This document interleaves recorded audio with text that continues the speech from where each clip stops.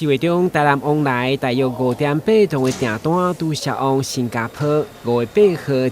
批1.2吨往来嘛要用空运销往纽西兰，成为全台湾农业进军纽西兰国际市场的头一个。市场委托嘛亲自到码头外销包装场，关心整个作业过程，确保每一个往来拢符合出口标准。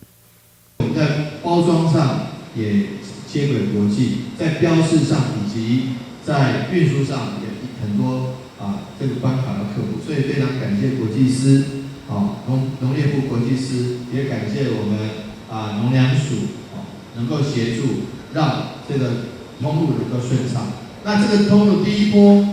这个通路顺畅，市场打开之后，我们的专攻纽西兰的中高价位的市场。就靠的是品质取胜，所以我们的品质是供专攻纽西兰的中高端的市场。因此，我想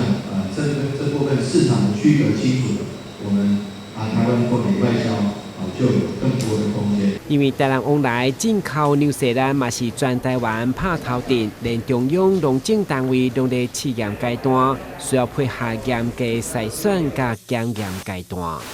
我们就是要从产地生产。符合目标市场的一个果品，包含安全用料，包含相关的一个品质规范，到我们现地的像我们金子恒公司的这个包装厂，我们要符合相关的一个检疫规定，品质安全都要符合之后，我们才能够出口。所以，果品的出口、鲜果的出口确实着实不容易。那我们也希望透过一直努力，把相关的一个作业把它做到定位。台南农产在国际市场持续累积好的口碑，为了提升农业竞争力，嘛鼓励更较侪农民投入生产优质的农作物，以后拢无后顾之忧，会当成功拼外销。台南新闻阮吉采访过的。